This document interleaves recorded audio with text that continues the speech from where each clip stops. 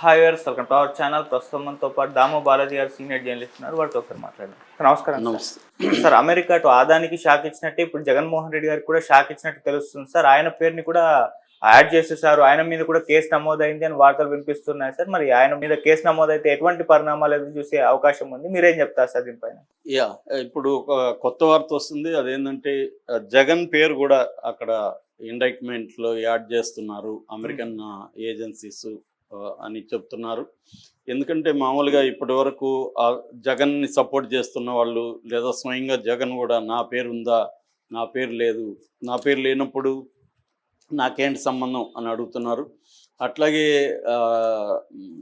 Advocates చాలామంది కూడా national level advocates కూడా అసలు ఎవరికి బ్రైబ్ ఇచ్చారనేది దాంట్లో లేనప్పుడు బ్రైబ్ అనేది ఎట్లా నిరూపిస్తారు, పేర్లు లేకుండా ఛార్జ్ షీట్లో ఇలా పెట్టడం అనేది నేను ఎప్పుడు చూడలేదని కూడా చాలామంది అడ్వకేట్స్ మాట్లాడుతున్నారు.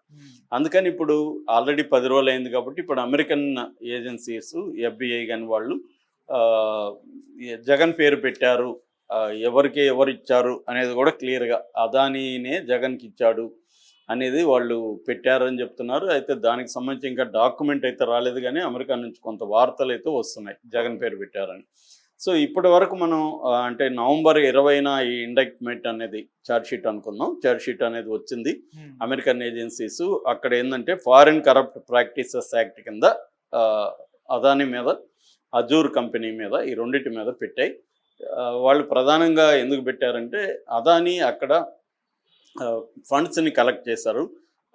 దాదాపు 2.5 బిలియన్ USD అంటే అమెరికన్ డాలర్స్ను అక్కడ ఇన్వెస్టర్ల దగ్గర, అక్కడ బ్యాంక్స్ దగ్గర, అక్కడ ప్రైవేట్ ఫర్మ్స్ దగ్గర నుంచి కలెక్ట్ చేశారు. వాళ్ళ దేశంలో ఎవరైనా ఫండ్స్ కలెక్ట్ చేస్తే ఆ కలెక్ట్ చేసిన కంపెనీ కానీ వ్యక్తి కానీ ప్రపంచంలో ఎక్కడైనా అవినీతికి పాల్పడితే అది వాళ్ళ దేశ చట్టం కింద నేరం అవుతుంది.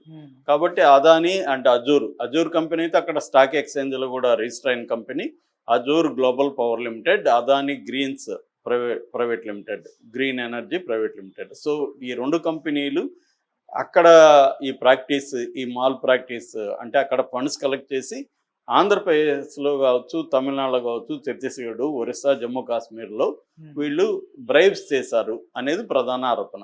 ఇందులో ఒక సివిల్ కేసు ఉంది, ఒక క్రిమినల్ కేసు ఉంది. మామూలుగా సివిల్ కేసు అయితే జనరల్గా సెటిల్మెంట్లు జరుగుతుంటే నిన్ననే మన ఇన్ఫోసిస్ కూడా దాదాపు 283 కోట్ల ఎగవేత అంటే ఒక మ్యానిపులేషన్ చేసింది. అంటే అక్కడ వీసా మ్యానిపులేషన్ ఇన్ఫోసిస్ చేసింది, దానికి ఫైన్ వేశారు, 283 కోట్లు ఫైన్ వేశారు. ఇట్లాగా మనకి అనేక కంపెనీలు అమెరికన్ రూల్స్తో కరెక్ట్గా పాటించకపోతే అమెరికాతో డీల్ చేసేటప్పుడు వాళ్ళు ఫైన్ వేస్తుంటారు. ఈవెన్ చివరికి మన ఊరగాయలు కరెక్ట్గా వాళ్ళ స్టాండర్డ్స్ లేకపోతే కూడా ఫైన్లు పడే సందర్భాలు ఉన్నాయి. అందుకని ఫుడ్ కూడా ఎక్స్పోర్ట్ అమెరికాకి చేసేటప్పుడు ఇక్కడ కన్జంప్షన్కి వేరే రకమైన స్టాండర్డ్స్ ఉంటే అమెరికాకి చేసేటప్పుడు చాలా తరవుగా దాన్ని చూసి పంపిస్తారనమాట. ఎందుకంటే వాళ్ళు అంత స్ట్రిక్ట్గా చూసుకుంటారు.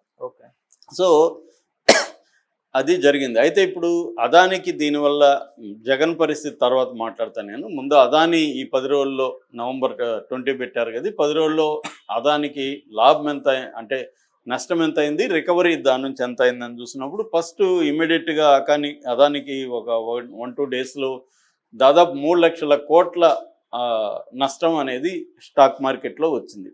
ఈ నష్టం అదానికే వచ్చినట్టు కాదు, మదుపుదారులు అంటారు, అంటే మన రీటైల్ ఇన్వెస్టర్లు అందరికి కూడా నష్టమే. LIC కూడా చాలా పెద్ద ఎత్తున నష్టపోయింది. అంటే రీటైల్ ఇన్వెస్టర్లు కావచ్చు, ఇన్స్టిట్యూషనల్ ఇన్వెస్టర్లు కావచ్చు, వీళ్ళందరూ కూడా దాంట్లో పెట్టిన షేర్లు కొన్న వాళ్ళందరికీ నష్టం వచ్చింది. అయితే అదానికి అది మేజర్ ప్రాబ్లం అవుతుంది. ఎందుకంటే క్యాపిటలైజేషన్ అంటారు, ఆ క్యాపిటలైజేషన్ తగ్గితే రేపు పొద్దున షేర్ వాల్యూ తగ్గిపోతుంది. అది దాని మీద కంపెనీ మీద పడుతుంది. దానివల్ల ఇన్వెస్ట్మెంట్, దానికి పెట్టే ఇన్వెస్టర్స్ తగ్గిపోతారు. ఇలాగ రకరకాల ప్రాబ్లమ్స్ ఉంటాయి. సో దాంతో ఇమ్మీడియట్గా అదానీ వాళ్ళు కూడా రియాక్ట్ అయ్యి సిబికి ఒక ఇది సబ్మిట్ చేశారు. అదేంటంటే మాకు అప్పులు ఉన్నప్పటికీ కూడా 53,000 కోట్లు క్యాష్ ఉంది, క్యాష్ రిజర్వ్స్ ఉన్నాయి, అట్లాగే లిక్విడిటీ కూడా బాగుంది, అంటే మేము క్యాష్గా మార్చుకునే పరిస్థితి కూడా ఉంది. కాబట్టి మా కంపెనీలకు సంబంధించి ఎటువంటి ఇబ్బంది లేదు అనేది సబ్మిట్ చేశారు. దానివల్ల కొంత నమ్మకం అనేది ఇక్కడ ఏర్పడింది. అట్లాగే టాంజానియా పోర్టుకి సంబంధించి టాంజానియా గవర్నమెంట్ మేము మా ఒప్పందం కంటిన్యూ అవుతుంది, మాకేమీ దాని ఎఫెక్ట్ అమెరికా ఆరోపించినంత మాత్రాన మాకు అదాని మీద ఏమీ లేదు, మాకు నమ్మకం ఉందని ప్రకటించింది. అట్లాగే అబుదాబిలో ఇంటర్నేషనల్ ఇన్వెస్టర్ కంపెనీ మేము అదాని కంపెనీలో పెట్టుబడులు పెట్టడానికి రెడీగా ఉన్నాం, మాకేమి ఇబ్బంది లేదని ప్రకటించారు.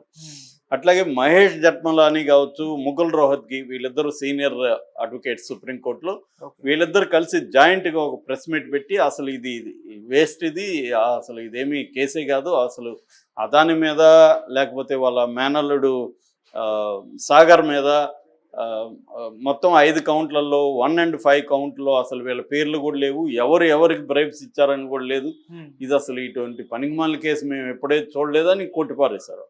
అది బాగా ప్రభావితం చూపింది. అంటే అసలు ఈ కేసు ఏం నిలవదులేదు అని. రెండోది క్రిజిల్ రేటింగ్ అంటారు, ఇంటర్నేషనల్గా కంపెనీస్ రేటింగ్ ఇచ్చే సంస్థ క్రిజిల్ రేటింగ్ కూడా పాజిటివ్ రేటింగే ఇస్తున్నామని ప్రకటించింది. సో వీటన్నిటి వల్ల ఏంటంటే మళ్ళీ అదాని షేర్లు అనేది మునుపట్లోకి వచ్చాయి. మనకి లాస్ట్ వీకెండ్ అయ్యేసరికి 1.5 crore lakhs 1.5 కోట్ల ఆయన క్యాపిటలైజేషన్ అనేది మళ్ళీ ముందుకు వచ్చింది. అంటే 3 లక్షల నుంచి 1.5 లక్షలకు తగ్గిపోయింది. నెక్స్ట్ వీక్ మళ్ళీ రావచ్చు. అప్పుడు కూడా హిండన్బర్గ్ జరిగినప్పుడు కూడా ఫస్ట్లో పడిపోయినాయి, మళ్ళీ వచ్చాయి. అంటే ఒక పక్క బీజేపీ ప్రచారం చేస్తుంది పెద్ద ఎత్తున, అట్లాగే పార్లమెంట్లో కూడా బీజేపీ అసలు మాకు దానికి సంబంధం లేదు, ఒక ప్రైవేటు వ్యక్తి మీద ఒక అమెరికన్ ఇది పెట్టింది, దానికి మాకేం సంబంధం, అదాని అప్పగించమని ఏమన్నా వాళ్ళు అడిగితే అప్పుడు మేము రూల్స్ బట్టి కేసును స్టడీ చేసి అప్పగించాలి లేదన్నది ఆలోచిస్తాం. ఇప్పుడు మాకు అసలు సంబంధం లేదు, మేమేం మాట్లాడాలి దాని గురించి, అదేదో ప్రైవేటు వ్యవహారం అని తేల్చేసింది. కాబట్టి ఈ రకంగా అదానికి అనుకూలంగా మీడియా కూడా అదానికి అనుకూలమైన మీడియానే ఎక్కువ ఉంటుంది. ఎందుకంటే ఈ దేశంలో మీడియా మెయిన్ స్ట్రీమ్ మీడియా అంతా కూడా అంబానీ చేతిలో అదాని చేతిలోనే ఉన్నాయి. ఫర్ ఎగ్జాంపుల్ లేటెస్ట్గా ఎన్డీటీవీ అదానినే తీసుకున్నాడు. అందుకని మీడియా మేనేజ్మెంట్ కూడా వాళ్ళు ఒక పిక్చర్ క్రియేట్ చేశారు. ఇదేంటంటే అమెరికాలో ఉండే కొన్ని బైడెన్ వెళ్ళిపోతూ బైడెన్ ఏంటంటే ఎవరు ట్రంప్కి అనుకూలంగా ఉన్న వాళ్ళ మీద అంతా ఈ చర్యలు తీసుకుంటున్నారు, ఈయన అదాని ట్రంప్కి శుభాకాంక్షలు తెలియజేశాడు, విషయం తెలియజేశాడు కాబట్టి ఈయన మీద అని చెప్తున్నారు. అయితే అదానికి నష్టం జరగలేదు దీనివల్ల అంటే జరిగింది. ఆల్రెడీ కెన్యా 2 ప్రాజెక్టులని క్యాన్సిల్ చేసుకుంది, ఒకటి ఎయిర్పోర్ట్ ప్రాజెక్టు, రెండోది పవర్ ప్రాజెక్ట్స్, ఈ 2 క్యాన్సిల్ అయిపోయినాయి. అట్లాగే ఫ్రెంచ్ కంపెనీ వచ్చి దాని పేరు ఫ్రెంచ్ కంపెనీ కూడా దీనికి పెట్టుబడులను మేము విరమించుకుంటున్నాం అని చెప్పింది. టోటల్ ఎనర్జీస్ అనే ఒక ఫ్రెంచ్ కంపెనీ. సో వాళ్ళు ఇప్పటి వరకు 20% ఈ గ్రీన్ ఎనర్జీస్లో పెట్టున్నారు, దాన్ని అయితే విత్డ్రా చేసుకోవట్లేదు, కానీ ఫ్రెష్గా మేము పెట్టడం అని పాజ్ చేస్తున్నాం, పాజ్ అంటే ఆపుతున్నాం అనేది చెప్పింది. దానివల్ల కూడా అదానికి ఇబ్బంది అవుతుంది. అట్లాగే అమెరికాలో ఉండే కొన్ని ఇన్వెస్టర్ కంపెనీలు అదాని దీంట్లో పెట్టుబడులు మేము పెట్టమని ప్రకటించేస్తాయి. అట్లాగే బంగ్లాదేశ్లో కూడా ఈయన పోర్ట్ నిర్మిస్తున్నాడు, హసీనా ఉన్నప్పుడు, దాన్ని కూడా వాళ్ళు పెండింగ్లో పెట్టారు. ఇక క్రెడిట్ రేటింగ్ సంస్థ పిచ్ అనే ఒక క్రెడిట్ రేటింగ్ సంస్థ ఆల్రెడీ అదానికి నెగిటివ్ రేటింగ్ ఇచ్చింది. అట్లాగే అమెరికాలో ఇంటర్నేషనల్ డెవలప్మెంట్ ఫైనాన్స్ కార్పొరేషన్ అని ఉంది, డిఎఫ్సి అంటారు, అది కూడా దాదాపు 553 మిలియన్ల అమెరికన్ డాలర్స్ శ్రీలంక ఎయిర్పోర్ట్కి సీపోర్ట్కి కన్స్ట్రక్షన్కి అదాని కంపెనీలో పెట్టుబడులు పెట్టడానికి ఇంతకుముందు రెడీ అనేది, ఇప్పుడు వాళ్ళు కూడా విత్డ్రా అయ్యారు. ఇలాగా ఎందుకంటే 70% ఫైనాన్సెస్ అదాని ఓవర్సీస్ నుంచే కలెక్ట్ చేస్తారు. ఇప్పుడు అందులో మేజర్ పార్ట్ పెండింగ్లో పడింది. సో అదాని కేసును క్లియర్ చేసుకోకపోతే ఆయనకి ఇబ్బంది అవుతుంది.